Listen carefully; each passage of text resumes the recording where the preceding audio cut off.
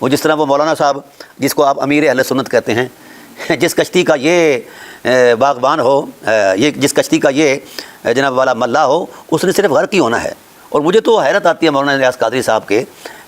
سادہ لوحی پر کہ ان کی ناک کے نیچے جو کچھ ہو رہا ہے اور ان سے جو کچھ کروایا جا رہا ہے یہ عجیب ہے۔ ابھی میں تازہ ترین مجھے کسی نے بیان بھیجا کہ جناب فرما رہے ہیں کہ محرم الحرام میں شادیاں کرو، کوئی ممانعت نہیں، کوئی گناہ نہیں۔ ٹھیک ہے جی، کوئی گناہ نہیں، کرو، ٹھیک ہے، سبحان اللہ، محرم الحرام میں۔ پر میں نے ایک مفتی صاحب میرے ساتھ مزاحم ہو گئے کہ آپ اس کی ممانعت کی شرعی دلیل دے دو کہ محرم میں شادی نہیں ہو سکتی۔ میں نے کہا جی آپ شریعت کو زیادہ سمجھتے ہیں، ہم تو ایک خادم ہیں، ہماری تو کوئی حیثیت نہیں، پر اتنی بات ضرور ہے کہ اگر امیر اہل سنت کی بیٹی کا کسی کے ساتھ نکاح ہو جائے، نکاح مسنونہ ہو جائے، اور پھر کچھ وقت بعد وصال فرما جائیں، امیر اہل سنت فوت ہو جائیں، تو ظاہر ہے بیٹی نے بھی آنا ہے، داماد نے بھی آنا ہے، اور ظاہر ہے افسوس کا معاملہ ہے۔ تو ایسے حالات میں امیر اہل سنت کی میت جو ہے وہ ویڑے میں پڑی ہو اور رو دھو رہے ہوں، جو غرباء اہل سنت ہیں وہ بھی اہو بقا کر رہے ہوں حضرت کے جانے پر، اولاد بھی کر رہی ہو، اور حضرت داماد جی کا دل کر آئے کہ میں نے حقوق زوجیت ادا کرنے ہیں، تو حضرت داماد جی اپنی زوجہ محترمہ کو لے کر اندر داخل ہو کر وظیفہ زوجیت جو ہے یہ ادا کرنا شروع کر دیں۔ تو بولیے ایسے حالات میں یہ وظیفہ زوجیت کیسا رہے گا؟ اس پر آپ اس ایسے وقت میں ممانعت کی شرعی دلیل پیش کر دیں کہ ایسے وقت میں شریعت جو ہے منع کرتی ہے کہ خبردار سسر صاحب جو ہیں یا کوئی رشتہ دار جو ہے وہ مرا ہوا ہو، باہر اس کی منجی پڑی ہو اور لوگ رو دھو رہے ہوں، کفن دفن میں مصروف ہوں، اور تم وظیفہ زوجیت میں مصروف ہو۔ تو بھائی مجھے بتایا جائے اس حوالے سے کوئی ایسا شرعی قانون بتا دیں کہ شریعت نے کہا ہو کہ نہیں اس وقت حرام ہے وظیفہ زوجیت، ایسا کوئی بھی نہیں بتا سکتا۔ تو پھر آئیے، جب اس انداز میں ایسے حالات میں وظیفہ زوجیت پر ممانعت کی کوئی شرعی دلیل نہیں ہے، لیکن اس وقت سماج، معاشرہ یہ کیا سمجھے گا، کیا اثر لے گا کہ کتنا کمینہ آدمی ہے کہ باہر میت پڑی ہے اور اندر جناب والا وظیفہ زوجیت ادا کیا جا رہا ہے۔ ہر شخص کہے گا نا، حضرت کے صاحبزادگان کی بھی ریفرے نکال لیں گے کہ کمینے یہ کون سا موقع ہے، ہاں جی، حقوق زوجیت کا، یہ ہے، یہ ہمارا سماج ہے، معاشرہ ہے، ہماری تہذیبی قدریں ہیں۔ تو بھائی جب یہاں شرعی ممانعت کا کوئی اصول موجود نہیں ہے کہ اخلاقی قدریں ہیں،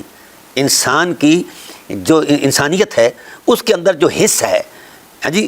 وہ اسے شرمندہ کرتی ہے کہ بے شرم یہ کیا کر رہا ہے، باہر میت پڑی ہے اور اندر تو وظیفہ زوجیت ادا کر رہا ہے۔ یہ ہر انسان ذی شعور جو ہے اس کو برا سمجھے گا۔ تو میں اسی لیے عرض کرتا ہوں کہ شادیاں کرو، لیکن جس دن رسول اللہ صلی اللہ علیہ وسلم کے گھر کو اجاڑ دیا گیا، قتل کر دیے گئے رسول اللہ کے گھر والے سارے، تو رسول اللہ صلی اللہ علیہ وسلم کے قلب منور پر کوئی اثر نہیں ہوگا، کوئی اذیت نہیں ہوگی۔ تو رسول مغموم ہوں اور آپ شادیاں بچائیں، شرم آنی چاہیے ایسے عاشقان رسول پر ہزاروں مرتبہ لعنت ہو جو رسول اللہ صلی اللہ علیہ وسلم کی اذیت پر خوش ہوں۔ یہ اور پھر اہل بیت نبوت کا تو معاملہ ہی کچھ اور ہے۔ ضابطہ یہ ہے کہ سوگ کے دن 3 ہیں، اس کے بعد سوگ نہیں ہے۔ یہی صاحب شریعت صلی اللہ علیہ وسلم نے اپنے اہل بیت پر 1 سال تک سوگ منایا اور اس کا نام عام الحزن رکھا۔ اتنے قیمتی نفوس قدسیاں ہیں کاشانہ نبوت کے باسی۔ حضرت ابو طالب علیہ السلام کا وصال ہوتا ہے تو رسول اللہ صلی اللہ علیہ وسلم سال بھر اس غم میں مغموم رہتے ہیں۔ پر حضور تو چونکہ عارف فطرت ہیں، یہ ملا تو ویسے ہی بد فطرت ہو گئے ہیں، ان کا فطرت سے تعلق ہی نہیں رہا، اس لیے اس طرح کے فتوے دیے جاتے ہیں۔ اور محسن عالمین مخدومہ کائنات جناب سیدہ خدیجۃ الکبریٰ صلوات اللہ تعالیٰ علیہ کا وصال ہوا، اس پر بھی رسول اللہ صلی اللہ علیہ وآلہ وسلم نے۔ تو بھئی یہ فطرت ہے، عادت ہے، احساسات ہیں، اندر کی انسانیت ہے کہ ایسے غمناک ماحول کے اندر جو ہے وہ شادیاں بجانا، یہ اس کو فطرت سلیمہ تسلیم نہیں کرتی۔ کتنے معاملات ایسے ہیں مولوی ہو جو تم تحت شریعت کرتے ہو، صرف تمہیں اہل بیت نبوت پر یہی شریعت نظر آتی ہے، ان کے غم میں اگر کوئی رو رہا ہے تو تم کہہ رہے ہو یہ رونا ساختہ آرام ہے۔ ہمارے حضرت فرماتے ہیں بھئی تیرے حضرت پر وہی نازل ہوئی ہے شودے۔ جب کوئی حادثہ درپیش آتا ہے، حالات بنتے ہیں، اس وقت فطرت پسیجتی ہے اور غم کا اظہار کرتی ہے، لیکن اہل بیت نبوت وہ نفوس ہیں جن پر ابھی حادثہ ہوا نہیں ہے، حادثہ ہوا نہیں ہے۔ تو کئی سال پہلے اس حادثے سے، کئی سال پہلے رسول اللہ صلی اللہ علیہ وسلم کی فطرت نے بے قرار ہو کر غم حسین میں آہیں بھر بھر کر، دھاڑے مار مار کر روئے ہیں۔